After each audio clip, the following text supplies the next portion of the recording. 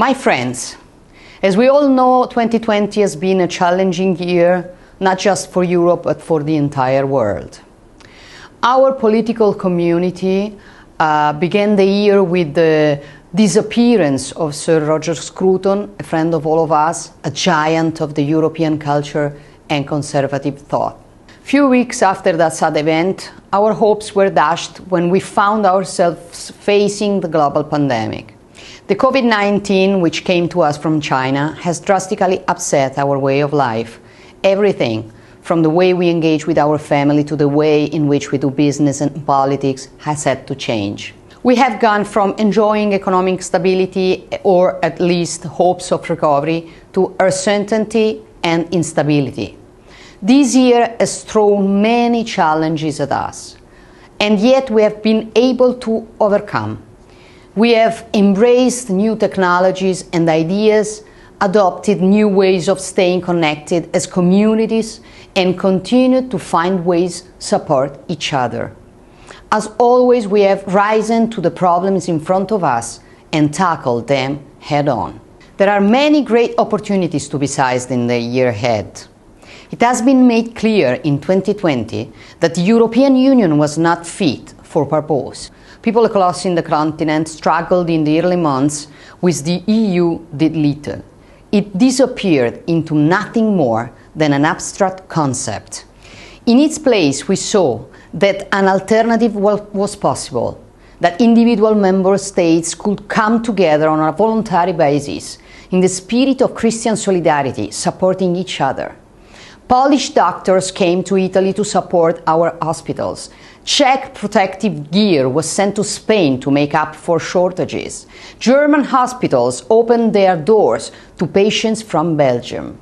These acts came not from the directive of the European Union, but from somewhere more important, the close relationships of the member states to each other. As we look to the rebuilding of Europe after this crisis, we should consider that it is time for the member states to be put back at the center of the European Union, that we have a chance to reshape the EU into a coalition of sovereign nation states who volunteer to work with each other, rather than becoming the subjects of a faraway federal government in Brussels.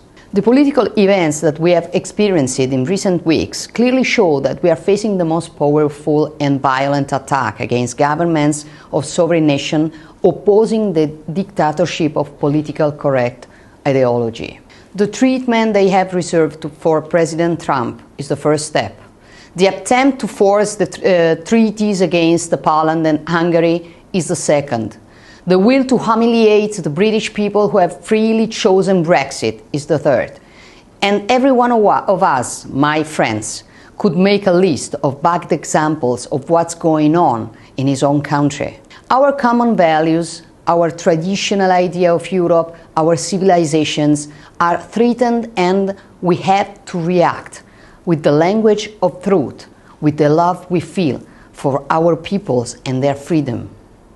We have a golden opportunity to reshape Europe back into the vision of people like de Gaulle and Robert Schuman, who didn't dream of building a superstate, but an alliance of nation-states working together. A continent of nations with different cultures and beliefs, but shared values in Christian roots, democracy, subsidiarity, and freedom of the individual, freedom of speech, freedom of religion, centrality of the natural family, social cohesion in a free market economy, and most of all, to believe in national sovereignty.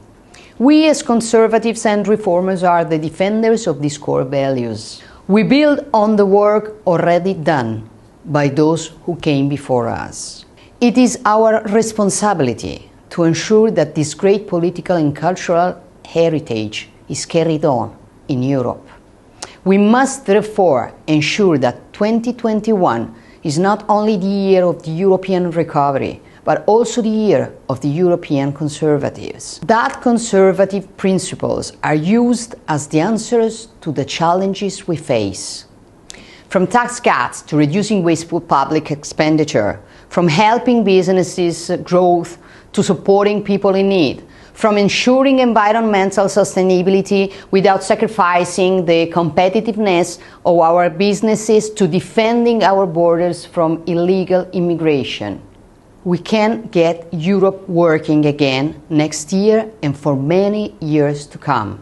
I wish you all a very holly Christmas and look forward to meeting with you next year to further our political cooperation and friendship.